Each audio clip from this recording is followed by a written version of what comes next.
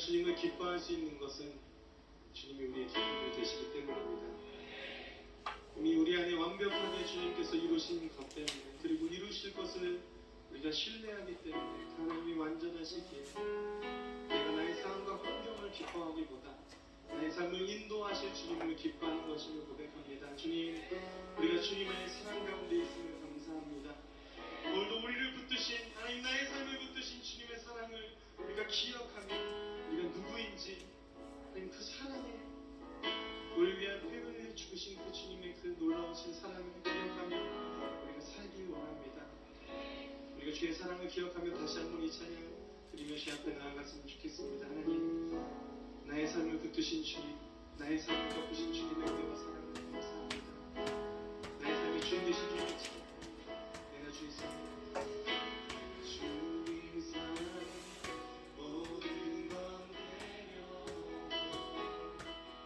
내 주 되신 주 앞에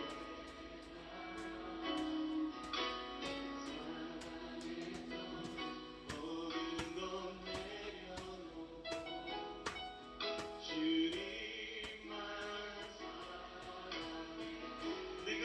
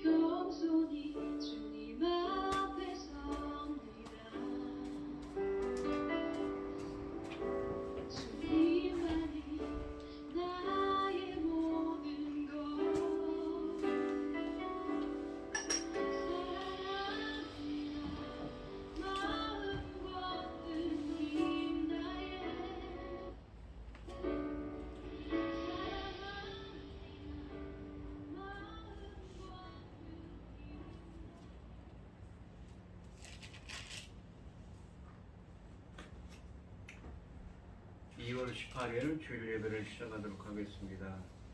땅과 거기에 충만한 것과 세계와 그 가운데 사는 자들은 다 여호와의 것이로다. 여호와께서 그 터를 바다 위에 세우시며 강물 위에 건설하셨도다. 여호와의 산에 오를 자가 누구며 그의 거룩한 곳에 살 자가 누구인가? 곧 손이 깨끗하며 마음이 청결하며 뜻을 허탄한 데 두지 아니하며 거짓 맹세하지 아니하는 자로다. 그는 여호와께 복을 받고 구원의 하나님께 의를 얻으리니 이는 여호와를 찾는 족속이요 야곱의 하나님의 얼굴을 구하는 자로다. 아멘. 저희들을 창세전에 택정하시고 여기까지 인도해 주신 주님 감사를 드립니다. 오늘 예배 가운데 임재해 주시고 이 예배가 신령과 진정으로 드려지는 예배가 되게 하여 주시옵소서. 이 모든 말씀 거룩하신 예수님 이름으로 기도드리옵나이다. 아멘. 찬송가 1장입니다. 만복의 근원 하나님 온 백성 찬송 드리고 저 천사여 찬송하세 찬송 성부 성자 성령 아멘. 사도신경하심으로 신앙 고백하시겠습니다. 전능하사 천지를 만드신 하나님 아버지를 내가 믿사오며 그 외아들 우리 주 예수 그리스도를 믿사오니 이는 성령으로 잉태하사 동정녀 마리아에게 나시고 본디오 빌라도에게 고난을 받으사 십자가에 못 박혀 죽으시고 장사한 지 사흘 만에 죽은 자 가운데서 다시 살아나시며 하늘에 오르사 전능하신 하나님 우편에 앉아 계시다가 저리로서 산자와 죽은 자를 심판하러 오시리라. 성령을 믿사오며 거룩한 공예와 성도가 서로 교통하는 것과 죄를 사하여 주시는 것과 몸이 다시 사는 것과 영원히 사는 것을 믿사옵나이다. 아멘. 교동문 15번입니다. 여호와는 나의 빛이요 나의 구원이시니 내가 누구를 두려워하리요. 여호와는 내 생명의 능력이시니 내가 누구를 무서워하리요. 악인들이 내 살을 먹으려고 내게로 왔으나 나의 대적들 나의 원수들인 그들은 실족하여 넘어졌도다. 군대가 나를 대적하여 진칠지라도 내 마음이 두렵지 아니하며 전쟁이 일어나 나를 치려할지라도 나는 여전히 태연하리로다. 내가 여호와께 바라는 한 가지 일 그것을 구하리니 곧 내가 내 평생의 여호와의 집에 살면서 여호와 아름다움을 바라보며 그의 성전에서 사모하는 것이 그것이라. 여호와께서 환난 날에 나를 그의 초막 속에 비밀히 지키시고 그 장막음이란 곳에 나를 숨기시며 높은 바위 위에 두시리로다. 내 이제 내 머리가 나를 둘러싼 내 원수 위에 둘리리니 내가 그의 장막에서 즐거운 제사를 드리고 노래하며 여호와를 찬송하리로다. 아멘. 찬송가 380장입니다. 나의 내 주의 보혈은 죄송합니다. 찬송가 254장입니다. 내 주의 보혈은 정하고 정하다 내 죄를 정케 하시기에 나로라 하신다. 내가 주께로 지금 가오니 십자가의 보혈로 날 씻어 주소서. 악하고 주에도 주께로 나가면 힘주시고 내 죄함을 곧 씻어 주시네. 내가 주께로 지금 가오니 십자가의 보혈로 날 씻어 주소서. 나로라 하심은 온전한 믿음과 또 사랑함과 평안함 다 주려 함이라. 내가 주께로 지금 가오니 십자가의 보혈로 날 씻어 주소서. 근죄인 복받아 살 길을 얻었네. 한없이 넓고 큰 은혜 베풀어 주소서. 내가 주께로 지금 가오니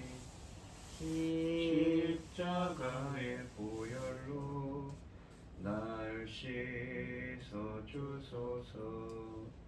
그 피가 맘속에 큰 증거 됩니다. 내 기도 소리 들으사 다 허락하소서. 내가 주께로 지금 가오니 십자가의 보혈로 날 씻어 주소서. 아멘. 기도하겠습니다.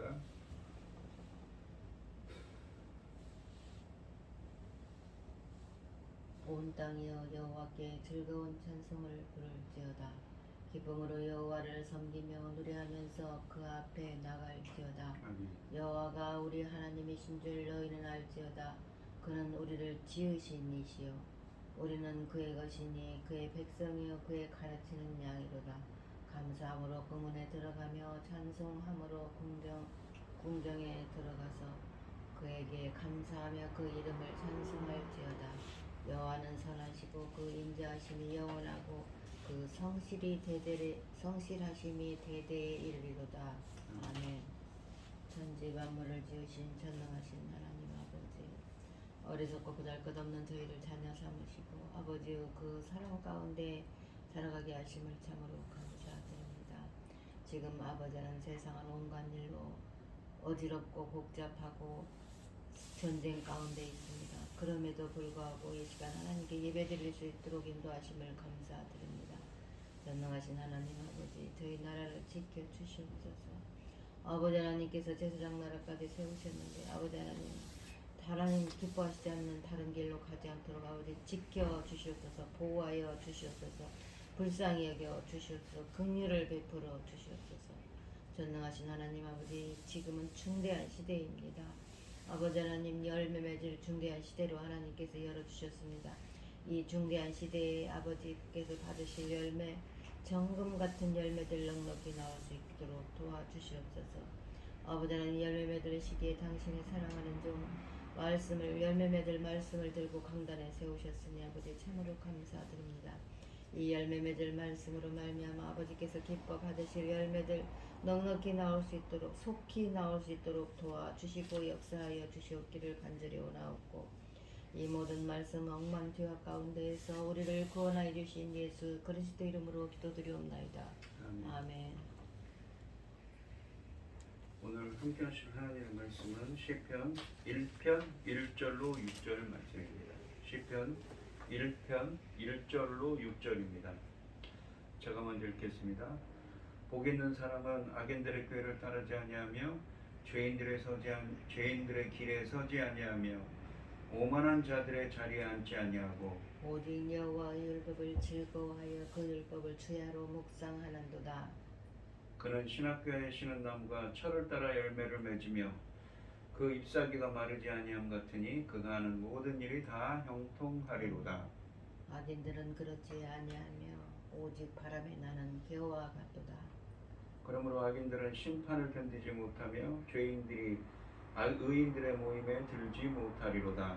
무릇 의인들의 길은 여호와께서 인정하시나 악인들의 길은 망하리로다. 아멘. 찬송가 325장입니다. 예수가 함께 계시니 시험이 오나 겁없네. 기쁨의 근원 되시는 예수를 위해 삽시다. 날마다 주를 섬기며 언제나 주를 기리고 그 사랑 안에 살면서 딴 길로 가지 맙시다. 이 세상 사는 동안에 주 이름 전파하면서 무한한 복락 주시는 예수를 위해 삽시다. 날마다 주를 섬기며 언제나 주를 기리고 그 사랑 안에 살면서 딴 길로 가지 맙시다. 이 세상 친구 없어도 예수는 나의 친구니 불의한 일을 버리고 예수를 위해 삽시다. 날마다 주를 섬기며 언제나 주를 기리고 그 사랑 안에 살면서 딴 길로 가지 맙시다. 주께서 심판하실 때 잘했다 칭찬하리니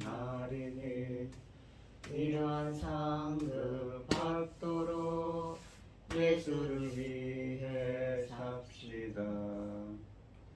날마다 주를 섬기며 언제나 주를 기리고 그 사랑 안에 살면서 딴 길로 가지 맙시다.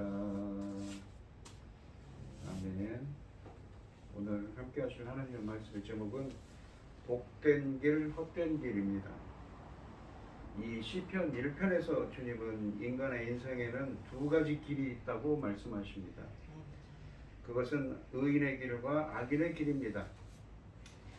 이 시편 오늘 본문 말씀의 시편 1편 1절 말씀을 보시면 복이 있는 사람은 악인들의 꾀를 따르지 아니하며 죄인들의 길에 서지 아니하며 오만한 자들의 자리에 앉지 아니하고 라고 되어 있습니다. 여기 보시면 꾀라고 되어 있는 것은 목적, 계획을 뜻하는 히브리어 원어입니다. 또한 길이라는 것은 여기 보시면 복 있는 사람은 악인들의 꾀를 따르지 아니하고 악인들의 계획을 따르지 아니하고 죄인들의 길에 서지 아니하고 이 길이라는 것은 히브리어로 데레크라고 해서 어떤 상징적으로는 인생의 어떤 방향성을 뜻합니다. 인생의 어떤 우리 인생을 걸어가는 길인 것이지요. 상징적으로 우리가 어떤 방향성을 띠냐는 것입니다. 오만한 자들의 자리에 앉지 않는다고 합니다. 오만한 자라는 것은 히브리어 원어로는 교만한 자입니다. 복이 있다는 말은 이 성경에서 주님과의 관계 개념으로 설명할 수 있습니다. 창세기 1장 28절에 보면 하나님이 그들에게 복을 주시며 하나님이 그들에게 이르시되 생육하고 번성하여 땅에 충만하라 땅을 정복하라 바다의 물고기와 하늘의 새와 땅에 움직이는 모든 생물을 다스리라 하시니라 라고 말씀하십니다. 천지 창조 때 하나님은 축복의 상태에서 아담과 하와를 창조했는데 이들은 이 상태를 반역으로 상실했습니다. 인간 피조물을 구속하고 축복의 상태로 회복하는 것이 하나님의 계획이었습니다. 그래서 이 믿음의 사람인 믿음의 조상인 아브라함을 세우지요. 창세기 12장 1절로 3절에 보시면 여호와께서 아브라함에게 이르시되 너는 너의 고향과 친척 아버지의 집을 떠나 내가 내게 복을 보여줄 땅으로 가라. 내가 너로 큰 민족을 이루고 내게 복을 주어 네 이름을 창대하게 하리니 너는 복이 될지라. 너를 축복하는 자에게는 내가 복을 내리고 너를 저주하는 자에게는 내가 저주하리니 땅의 모든 족속이 너로 말미암아 복을 얻을 것이라 하신지라라고 하십니다. 아브라함에게는 언약을 통해 땅과 자손의 복을 주셨습니다. 마찬가지로 신명기 28장에서 이 모압에서 언약 갱신을 하면서 하나님의 명령에 순종하면 복을 주시겠다고 또한 말씀하고 계십니다. 즉 성경적인 복 있는 사람은 언약을 통해 끊어진 하나님과의 관계가 회복된 언약 백성을 의미하는 것입니다. 악인의 계획을 가진 이들은 주로 언약 밖에 있는 자로서 행동과 말로 주님의 말씀을 거스르며 경건을 조롱하는 자들입니다. 의인들은 악인들의 유혹과 꾀로부터 그 계획으로부터 멀리하고 그들이 사는 인생의 길이 인생의 방식을 따르지 아니하기 때문에 악인들과 함께 어울릴 일은 더욱더 없습니다. 이 땅에 사는 모든 사람이 행복하게 살기를 원합니다. 그러나 행복이 스스로 사람을 찾아오는 것이 아닙니다. 사람이 행복해지고 싶으면 자신의 선택과 결단을 통해 간절히 추구해야 하는 것이죠. 행복은 노라고 말해야 할 때 노라고 자신의 의사를 표시할 수 있는 담대함과 결단력에서 비롯됩니다.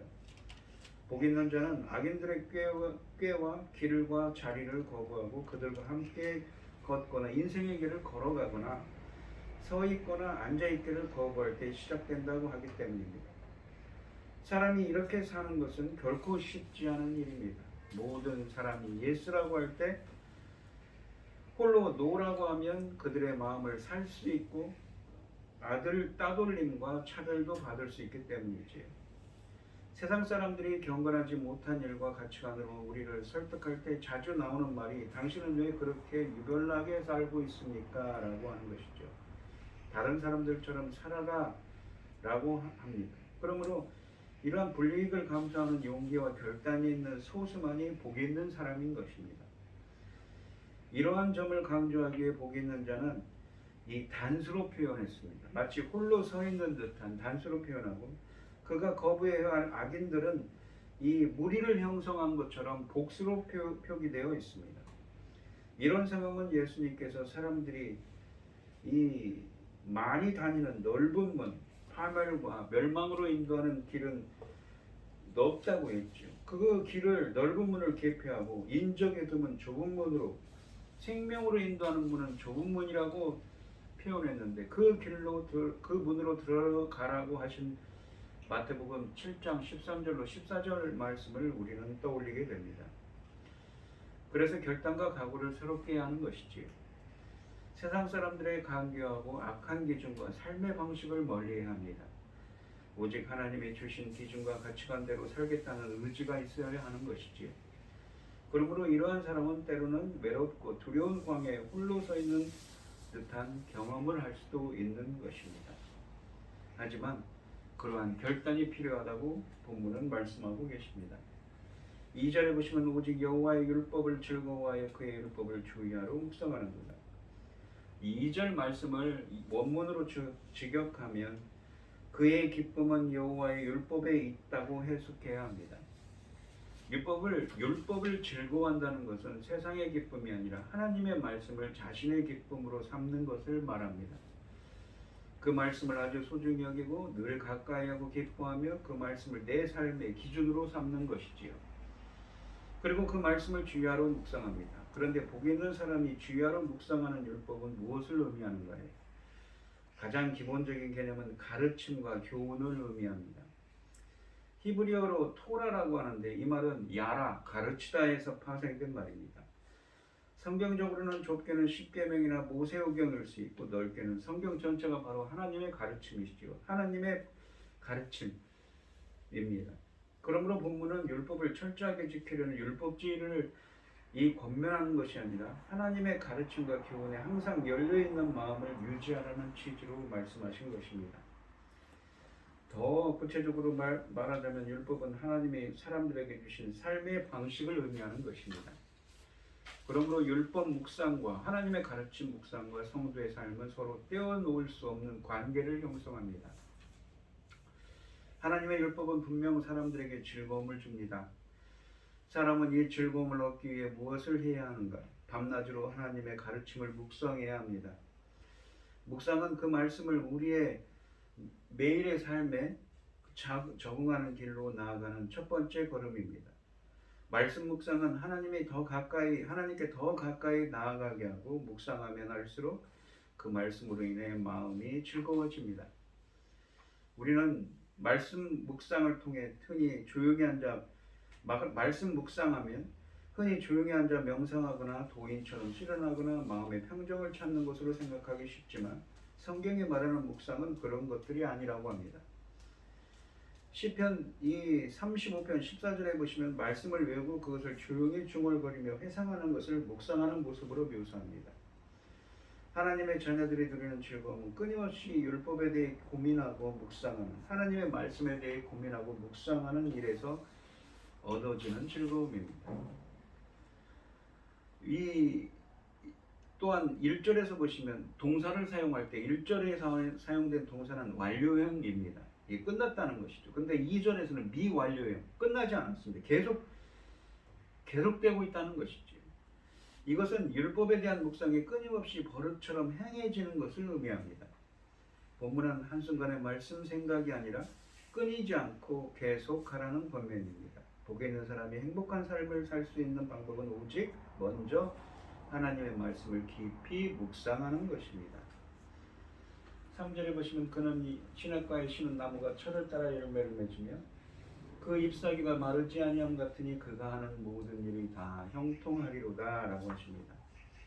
본문에서 이 복 있는 사람은 세상 사람들이 선호하는 넓은 문, 그러니까 세상의 가치와 기준으로 사는 삶이 아니라 하나님께서 기뻐하시는 좋은 문, 하나님 말씀에 지배받는 삶으로 들어가는 것이라고 이 본문에서 말씀하고 있습니다. 들어가는 것이라고 했습니다. 생각해보면 복 있는 사람이 세상 사람들의 기준대로 살지 않고 하나님의 가르침대로 살기 위해서 포기하고 희생해야 할 것들이 참 많습니다. 세상의 기준과 정서를 거스르면서 사는 것은 쉽지 않기 때문입니다. 그러므로 이러한 희생을 각오하고 하나님의 말씀대로 살려고 하는 사람에게는 분명 하나님이 보상하시는 복을 주실 것입니다. 그래서 좁은 문으로 들어가는 사람은 복 있는 사람이 아니겠는지요.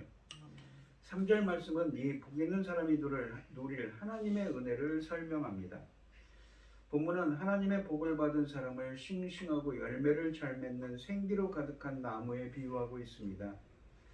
하나님의 가르침을 항상 묵상하고 실천하는 사람은 마치 시냇가에 심은 나무와 같습니다.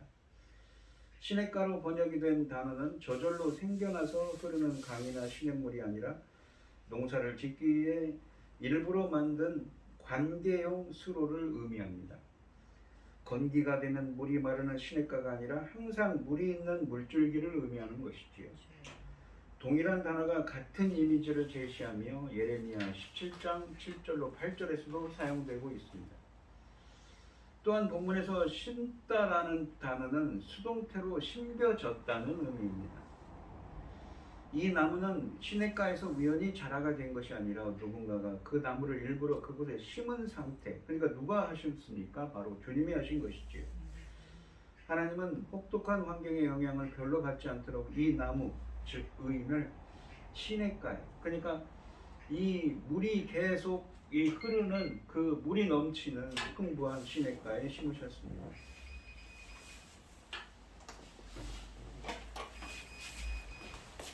사람이 하나님의 율법을 귀하로 묵상하면 그는 마치 하나님의 시냇가에 심으신 나무와 같아진다는 것입니다. 분명 좋은 열매들을 많이 맺게 될 것입니다. 이 나무가 항상 물이 흐르는 시냇가에 심어져 있다는 사실이 시사하는 바는 매우 큽니다. 고대 근동의 날씨에 보시면 나무들이 과일을 맺을 때가 가장 건조한 건기 때라고 합니다. 이스라엘의 기후는 우리가 살고 있는 이 한국의 기후와는 틀립니다. 10월부터 3월까지는 우기입니다. 그러니까 비가 계속 오는 거죠. 근데 4월부터 9월까지는 건기라고 합니다. 그러니까 우리가 성경에 보시면 이른비와 늦은비라는 표현이 있지요. 그것의 이른 비는 파종을 할 때, 늦은 비는 열매를 맺을 때에 비가 필요한 것입니다. 그래서 성경에서는 이른 비와 늦은 비를 하나님의 은혜라고 표현하는 것이지요. 상징합니다. 그러므로 농부들은 이때 어떻게 해서든 과일 나무에 물을 공급해 주어야 합니다. 그렇게 하지 못하면 나무들이 열매를 맺을 수 없기 때문입니다. 그러므로 의인이 항상 물이 흐르는 시냇가에 심은 나무와 같다는 것은 물이 없어서 과일을 맺지 못하는, 열매를 맺지 못하는 일은 없을 것이라는 의미입니다. 이 나무는 항상 적절한 때에 좋은 열매를 맺습니다. 철 따라 열매를 맺고 잎이 시들지 않는 나무, 곧 나무가 가질 수 있는, 자랄 수 있는 최선의 환경을 누리는 나무이기 때문입니다. 복이 있는 사람은 항상 물이 흐르는 시냇가에 심은 나무처럼 그가 하는 일마다 형통할 것입니다. 형통하다는 말은 하는 일마다 잘 될 거라는 의미입니다. 본문에서 이 동사는 사역형, 해필형이라고 하는데, 사역형, 뭐뭐 하도록 한다, 하게 하신다라는 것이죠. 그러니까 하나님께서 그가 형통하도록 하신다는 의미입니다. 복 있는 사람이 이 땅에서 성공적인 삶을, 형통한 삶을 살 수 있는 것은 자신의 노력 때문이 아닙니다. 그가 성공하도록, 그가 형통하도록 하나님의 은혜를 베푸시기 때문이라고 해석할 수가 있습니다. 그렇다면 복이 있는 사람은 어떠한 성공을 기대할 수 있는가요? 옛적의 모세 후계자인 이 여호수아는 이스라엘 백성들을 이끌고 가나안 정복에 나설 채비를 갖추고 있었습니다. 이 여호수아에게 주신 말씀이 바로 이 시편 1편 1절로 3절과 여러모로 연관성이 있습니다. 하나님은 여호수아서 1장 8절에서 이렇게 여호수아에게 말씀하십니다. 이 율법책을 내 입에서 떠나지 말게 하며 주야로 그것을 묵상하여 그 안에 기록된 대로 다 지켜 행하라. 그리하면 내 길이 평탄하게 될 것이며 네가 평통하리라. 하나님이 여호수아에게 약속하신 성공은 어떠한 형태로 실현되었는가요? 바로 여호수아는 백성들과 함께 요단강을 건너 원수들을 물리쳤으며 약속의 땅을 정복하여 마지막 여생을 그곳에서 살았습니다. 요단강을 건널 때 어떻게 건넜습니까? 마치 출애굽할 때 이 하나님께서 이 출애굽할 때 강을, 이 홍해를 가르신 것처럼 요단강을 가르셨습니다. 시편 128편 3절은 큰 가족을 갖는 것을 성공이라고 또한 표현합니다. 시편 144편 12절로 14절은 여호와를 하나님으로 모시는 사람들에게 성공은 건강한 지식들과 많은 수확과 왕성한 가축들과 안정된 국가 등이라고 합니다. 복 있는 사람은 그가 이 땅에 살아있는 동안 하나님의 축복을 손으로 만지고 누릴 수 있습니다. 또한 단순히 외적인 형통만을 말하고 있지는 않습니다. 창세기 39장 23절에서 요셉이 감옥에 있지만 형통하였다라고 같은 단어를 사용하고 있는데, 이것은 외적인 형통이라고 뿐만 아니라 하나님의 함께 하심의 형통을 말씀하고 있습니다. 이 본문에 있는 나무의 비유는 형통하고 열매 맺는 삶을 나타냅니다. 나무가 개인을 나타낸다면 물은 하나님의 말씀입니다. 물이 나무를 자라게 하듯이 말씀은 사람을 영적으로 자라도록 하기 때문입니다. 마찬가지로 바울은 어떤 사람들은 뿌려진 씨에 물을 주어야 한다고 말합니다. 이것은 새로운 신자들을 가르쳐 성장하게 해야 한다는 의미입니다. 그렇게 성장하도록 주님께서 말씀을 통해 하신다는 것이죠. 고린도전서 3장 6절로 7절에 보시면 나는 심었고 아볼로는 물을 주었으되 오직 하나님께서 자라나게 하셨나니 그런즉 심는 이나 물 주는 이는 아무것도 아니로되 오직 자라게 하시는 이는 하나님뿐이니라 라고 말씀하십니다. 나무는 철을 따라 열매를 맺습니다. 언제나 그렇지는 않지만 그럼에도 나무는 열매를 맺도록 되어 있습니다. 이것은 그런 나무가 계속적으로 혹은 정기적으로 철을 따라 열매를 맺는다고 단언합니다. 나무가 살아있고 물을 공급받는다면 적절히 성장할 것입니다. 마찬가지로 참된 신자들이 말씀 안에 있다면 그들은 의의 열매를 맺을 것입니다. 갈라디아서 5장 22절로 23절에 나오는 성령의 9가지 열매 같은 것이지요. 나무가 자라고 물을 잘 공급받을 수 있도록 주의 깊게 심어진다면 그것은 살게 될 뿐 아니라 또한 우거질 것입니다. 마찬가지로 우리도 하나님의 말씀으로 영향을 공급받는다면 영적 생명이 살아있고 번성할 것을 우리는 기대할 수가 있는 것이지요. 4절에 보시면 악인들은 그렇지 아니하며 오직 바람에 나는 겨와 같도다 라고 하십니다. 이 3절 말씀은 복 있는 사람을 항상 물이 흐르는 시냇가에 심어져 뿌리를 깊이 내리고 앉은 열매를 맺는 나무로 묘사했습니다. 나무가 살기에 가장 이상적인 환경에 머물면서 마음껏 열매를 맺는 이미지를 우리에게 주고 있습니다. 이러한 환경을 만들어 주시는 이는 그 나무를 시냇가에 심으신 하나님이십니다. 주님은 의인이 주야로 묵상하는 이 말씀을 통해, 율법을 통해, 가르침을 통해 이러한 은혜를 공급해 주십니다. 반면에 악인들은 어떻습니까? 바람에 나는 겨와 같다고 4절에 말씀하십니다. 키즈를 할 때의 알곡은 남고 쭉정이는 바람에 날려가듯이 마지막 심판날에 멸망받을 악인을 상징하고 있습니다. 예전에 보시면 시골에서 할머니들이 키즈를 한 게 생각납니다. 외갓집에 있었던 키즈를. 그런 비유가 있지. 마태복음 3장 11절로 12절에 보면 세례 요한이 하는 얘기입니다. 나는 세례 요한입니다. 나는 너로 회개하기 위하여 물로 세례를 베풀거니와 내 뒤에 오시는 이는 나보다 능력이 많으시니 나는 그의 신을 들기도 감당하지 못하겠노라. 그는 성령과 불로 너희에게 세례를 베푸실 것이요 오직 손에 키를 들고 자기의 타작 마당을 정하게 하사 알곡은과 곡간에 들고 쭉정에는 부어지지 않는 불에 태우시리라. 이 무서운 말씀입니다.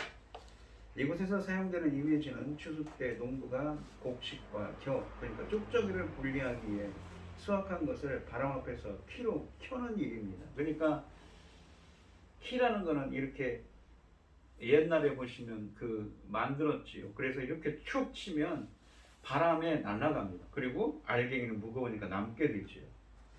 농부가 조치를 취하기 전까지 이 겨는 곡식과 섞여 있습니다. 하지만 곡식과 함께 취급되지만 농부가 하루라도 빨리 걸러 없애고자 하는 물건입니다. 이와 같이 악인들은 남들에게 민폐나 끼치는 해로운 자들입니다. 누구나 반가워하지 않는 천덕꾸러기에 불과합니다. 무엇이 이 둘이 지닌 차이점의 원인인가? 악인들은 1절 말씀처럼 하나님의 주신 말씀대로 가르침대로 살지 않고 자신들의 이기적인 생각과 악한 꾀로 살아가기 때문입니다. 반면에 복이 있는 사람은 2절 말씀처럼 철두철미하게 하나님의 말씀대로 살아가는 사람입니다. 그는 주야로 하나님의 율법을 하나님의 말씀을 묵상하는 삶을 삽니다. 악인들은 자기 중심적인 생각으로 이기적인 삶을, 의인은 하나님 중심적인 생각으로 하나님 중심적인 삶을 살고 있습니다. 시편에서 악인은 하나님 중심으로 살지 않고 자기 중심적으로 사는 사람을 의미합니다. 5절에 보시면 그러므로 악인들은 심판을 견디지 못하며 죄인들이 의인들의 모임에 들지 못하리로다. 이 모임이라는 말은 이 에다라고 해서 회중을 의미합니다. 그러니까 우리가 신약 성경에 보시면 이거를 70인역 성경에서는 에클레시아, 교회로 이 번역을 했습니다. 이 모임, 이 회중은 집합적인 의미를 지니고 하나님의 백성들을 의미하는 것입니다. 악인들은 하나님의 심판을 견디지 못할 것이라고 하십니다. 공의로우신 하나님이 결코 악인들을 용납하지 않으시고 그들을 분명히 심판하실 것이기 때문입니다. 또한 악인들이 의인들과 함께하지 못할 것이라고 하십니다. 당연한 일이지요. 의인은 이미 1절에서 악인들과 함께하는 것을 거부했습니다. 다만 차이라면 1절에서는 의인이 악인들 무리에 끼어드는 것을 거부했다면 이번에는 악인들이 의인들 무리에 끼어들려 해도 의인들이 그들을 용납하지 않을 것입니다. 그래서 인간의 죽음은 정해진 거라고 히브리서 9장 27절에도 쓰여져 있지요. 히브리서 9장 27절에서 인간의 죽음 다음에는 심판이 있고 또한 계시록 20장에는 마지막 죽음 다음에도 영원한 심판이 있음을 우리에게 가르치고 있습니다. 바로 그러한 의미를 담고 있는 말입니다. 6절에 보시면 무릇 의인들의 길은 여호와께서 인정하시나 악인들의 길은 망하리로다. 이 길이라는 건 아까도 표현했듯이 데레크라고 해서 인생의 삶의 방식, 인생의 길인 것이지요. 상징적인 의미입니다. 의인들의 인생의 길은 여호와께서 인정하신다고 합니다. 이 인정하시나 이 말이 야다, 알다, 원어로는 이 알다라고 되어 있는 말의 분사 능동형입니다. 근데 이 말이 어떤 의미도 있냐면 이 인정하다, 고려하다, 구별짓다는 의미도 있습니다. 우리 인간이 하나님을 안다는 것은 어떻게 합니까? 하나님의 계시가 필요하죠. 하나님이 알려주는 만큼만 우리는 알 수가 있습니다. 근데 하나님이 누군가를, 어떤 사람을 안다라는 표현은 그 사람을 선택했다, 언약을 맺었다는 의미입니다. 여기서는 의인들의 길은 여호와께서 인정하신다, 고려하신다, 구별짓다는 의미입니다. 어떻게 인생의 길을 구별을 짓습니까? 바로 그는 시냇가, 마르지 않는 시냇가의 나무처럼 풍성한 열매를 맺게 되죠. 하지만 악인들의 길은 마치 바람에 나는 겨와 같이 망할 거라고 말씀하고 있는 것입니다. 본문에서는 1절에 복 있는 자는 하나님과 언약 관계에 있는 언약 백성이라고 했습니다. 그래서 이런 표현을 사용합니다. 주의 백성들은 복 있는 자이고 하나님의 말씀에 순종하는 의인들입니다. 하나님께서는 당신의 사랑으로 자기 백성의 모든 행동과 길에 동행하시며 보호해 주심을 뜻합니다. 인생에는 두 가지 길이 있다고 시편 1편에서 말씀하십니다. 하나는 복 있는 삶과 생명의 길이고 번영의 길이고, 다른 하나는 망하는 멸망의 삶입니다. 심판받는 삶입니다. 악인과 죄인과 오만한 자의 삶을 사는 길입니다. 하지만 하나님의 백성으로서 복 있는 삶은 하나님의 말씀을 붙잡고 살아가는 삶입니다. 이 삶은 형통한 삶이며 하나님과 관계를 가지는 삶입니다. 이같이 복 있는 자에 대해서는 산상수훈에서도 팔복에서 설명하고 있지요. 주님은 시편 1편을 통해 매우 구체적으로 두 길을 제시하고 계십니다. 바로 의인의 길과 악인의 길입니다. 두 가지 길은 생명의 길과 불순종의 길인 것이지요. 하나는 어떤 길입니까? 바로 하나님의 말씀을 붙잡고 사는 사람입니다. 그 사람이 바로 어떤 삶입니까? 의인의 삶, 하나님이 기뻐하시는 삶인 것입니다. 그의 길은 바로 시냇가에 심은 나무가 마르지 않는 시냇가입니다. 나무가 풍성하게 열매 맺는 삶이라면 악인들의 삶은 어떻습니까? 악인들은 하나님의 말씀을 두려워하지 않습니다. 그리고 하나님 뜻대로 살지 않는 사람이지요. 그러한 삶을 사는 자들에게는 바로 나는 겨와 같은 심판이 임한다고, 영원한 불못에 들어가는 심판이 임한다고 계시록 20장에서 말씀하고 계신 것입니다. 우리 성도님들도 이 시편 1편에서 말씀하신 의인들의 길, 바로 말씀을 붙잡고 사는 삶, 형통한 삶을 살아가는 여러분들이 되시기를 주님의 이름으로 축원드리겠습니다. 기도하겠습니다. 하나님 아버지 감사합니다. 인생의 길에는 두 가지 길이 있다고 결단을 요구하며 오늘 말씀하고 계십니다. 바로 말씀을 붙잡고 사는 삶, 하나님의 말씀을 묵상하며 그 길로 걸어가는 삶입니다. 그러한 자들에게는 시냇가에 심은 나무가 풍성한 열매를 맺는 삶을 주신다고 하십니다. 주님께서 항상 저희들이 본문에 있는 말씀처럼 주님의 말씀을 붙잡고 사는 삶, 의인들의 삶, 선한 삶, 하나님이 기뻐하시는 삶을 살 수 있도록 저희들을 인도하시고 붙들어 주시옵소서. 이 모든 말씀 거룩하신 예수님 이름으로 기도드리옵나이다. 아멘.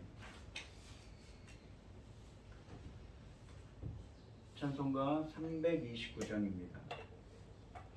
주 날 불러 이르소서 말씀대로 전하리라. 나 주님의 뜻을 따라 길 이르량 찾으리다. 주 날 인도하옵소서. 나도 남을 인도하리. 주 말씀에 줄인 양떼 다 먹이게 하옵소서. 저 든든한 반석 위에 날 세우사이 내 손을 펴 물에 빠진 저 무리를 건지소서. 내 주 얼굴 뵙기까지 주님 나를 도우소서. 이 천한 몸 받으셔서 주 뜻대로 쓰옵소서.